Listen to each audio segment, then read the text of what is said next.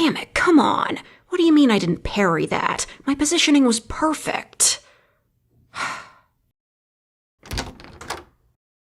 Oh, hey babe. Sorry, I'm just a bit mad right now. What am I playing? Are you sure you want me to explain? You probably wouldn't understand any of it. Okay, fair. Everyone wants to learn new things. Nothing wrong with being curious. You really don't mind if I talk your ear off for a bit? It's a lot of information to go over.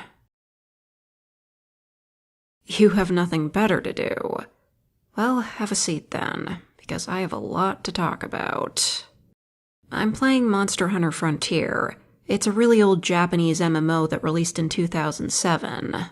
Its server shut down in 2019, but thanks to the effort of dedicated fans, you can still download and play the game for free on PC using private servers. It no longer receives updates, but hey, 12 years of content updates all the way up to the game's closing date is a lot to chew through for new players that are just starting out. It even has an English patch so you can actually read important text. The monster I was just hunting was a Musou. No, not moose, silly. Musous are the game's most challenging monsters, the absolute pinnacle of difficulty. They're some of the hardest bosses you'll ever fight in any video game. And I've been trying to solo them. Well, here's the thing. Musous weren't actually meant to be soloed. They were designed around the idea that a full team of decked-out meta players would take them on. But if you're crazy enough, you can beat them alone. It's entirely possible. I'll set the stage for just how astronomically difficult these monsters are. Musous need to be slain in 10 minutes. Normally, most quests in the game give you 50 minutes, which is way more than enough time to do anything. But Musous demand that you slay them in under 10. And to make matters worse, they have a huge amount of health, far more than most other monsters in the game. They have extremely fast and lethal attacks. They can lock down and combo hunters. Some attacks just outright one-shot you. And oftentimes, their attack covers a large portion of the area you fight them in, meaning that if you don't parry, iframe, or position yourself perfectly, you're likely just gonna die instantly. Crazy, right? With a team, you at least have some room for error. You can sometimes get hit and survive, someone can play support, and there's less pressure to do most of the damage yourself since it's a group effort. But if you're alone, you have no such luxuries. Generally speaking, in order to solo a Musou, you need a skill called Adrenaline. This requires you to set yourself at a very low amount of HP using a specific bento meal or charm. When you're at this low HP amount, Adrenaline activates and you gain a permanent 50% boost to your damage output, which is crucial. The downside to running on such low HP is that everything one-shots you. You literally need to play perfectly. You need to maintain damage on the monster to slay it in time, and you can't get hit even once. Anything less than perfection won't cut it. I really can't express enough just how insanely hard it is. Yeah, I've soloed most of the Musous. I'm crazy enough to do it, but I'm still struggling with some of them. I can explain what the Musous are if you want. Alright, well, keep those ears perked up because I'm going to talk about the Musous themselves. Now, the funny thing about some of these Musous is that a few of them were released in an earlier age of the game's power creep. So these ones in particular are, ironically, pretty easy. Assuming you're using the game's modern power creep, of course. We have Zenith gear and extreme style, which trivialized these earlier Musous' difficulty.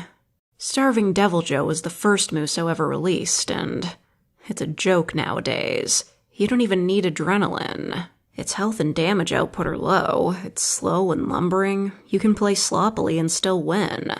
I can't even really call it a Musou in earnest. It doesn't feel like one. Thirsty Paria Puria is, I guess, kinda slightly difficult just because it's annoying and can inflict so many different status conditions. But just like Devil Joe, it's very weak and can be slain pretty easily overall. Mysterious Miru is definitely the hardest of the Musous that most people consider to be in the easy category. It has a decent amount of health and some pretty dangerous attacks with weird timings. It can also inflict Crystal Blight, which totally ruins you. But any reasonably skilled player can slay it after just a handful of attempts. It's really not that bad. And finally, to cap off the category of easy Musous, there's Ruler Guanzarumu. This is by far the easiest Musou. It's extremely slow, laughably lumbering, and has incredibly low health, and generally just doesn't really do any significant damage. It even has a combo attack that's supposed to kill you from full health, but you can actually survive it if you have Zenith gear. It's really sad. It's a shame because the fight itself is a fantastic spectacle, and the music is so epic. Really makes me wish the fight was harder.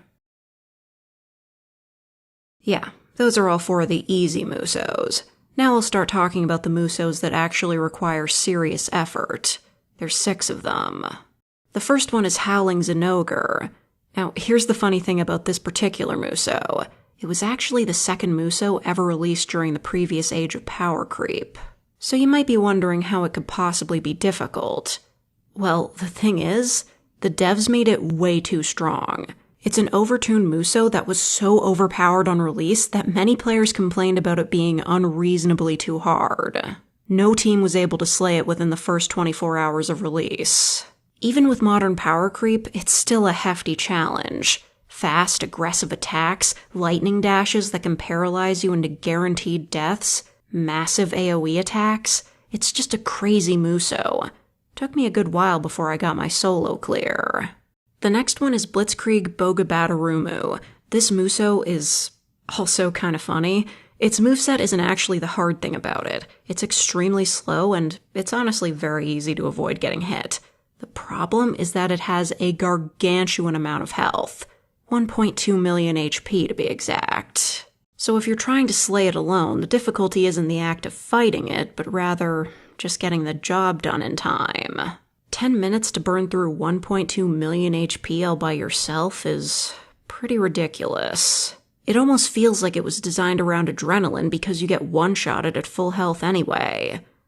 I have yet to solo this one. Not because it's hard, but just because you have so little time to get through so much health. I usually end up timeout failing rather than dying to it. Next up is Blinking Nargacuga. This Musou is all about confounding you with speed. So much speed. It has super fast spin attacks, claw swipes, tail slams that shoot out poison spikes. And most dangerously, it has dash attacks that leave behind trails of razor wind that lock you in place and deplete your health to 0. It took quite a lot of attempts before I got the solo down. Learning the fight is all about careful positioning, an attentive eye, and a lot of patience. However, if you play well, it gets knocked down quite a bit, giving you a lot of openings to attack. It's certainly tricky, but it's far from the hardest Musou. In fact, weirdly, I think it's actually somewhat harder in multiplayer because its attacks are less focused and harder to read. Especially if it gets you near a wall. That kind of poor positioning is a recipe for disaster. Next is Sparkling Zeraryusu. This was actually the very last monster ever added to the game before shutdown. But it's not the hardest Musou. In fact, it's actually kind of easy. Somewhat. Sure, you still need to use adrenaline and play perfectly, but its attacks are incredibly fair. Very easy to read and well telegraphed. Its attacks consist of dazzling bursts of scarlet light. It's very pretty, and the fight itself is overall quite simple, especially if you use Magnet Spike. Once you learn the fight, you can really bully it with that weapon. It didn't take long for me to get the solo clear. Next is a real doozy of a Musou. Arrogant Dure Madeira. This one is... yikes. Just yikes. It's probably the worst Musou in terms of game design. It has sped-up animations and janky hitboxes.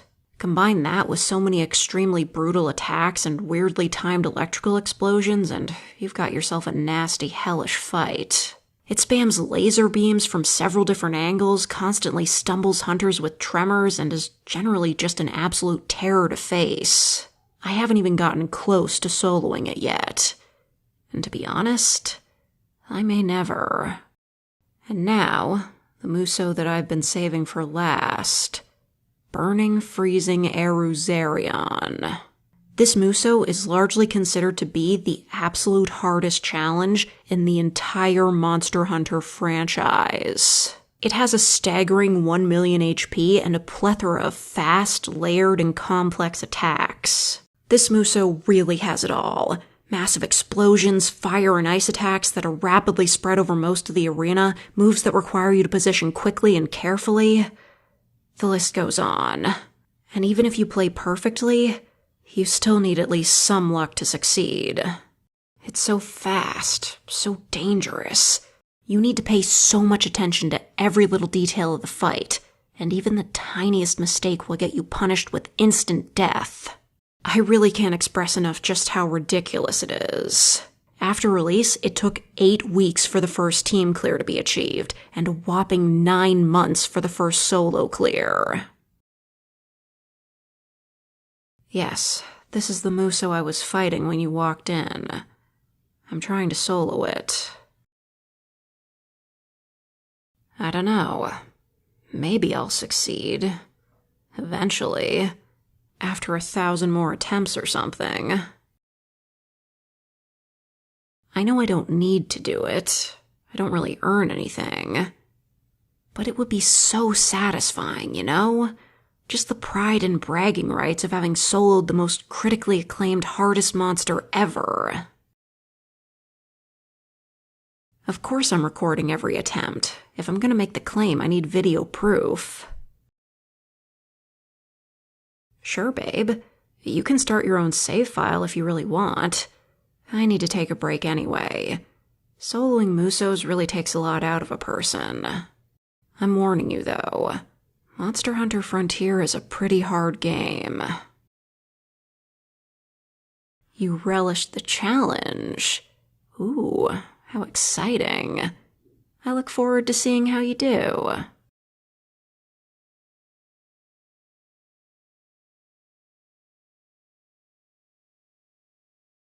I mean, I myself am no stranger to playing Japanese games with fan-made English patches. So there's this one called Dramatical Murder.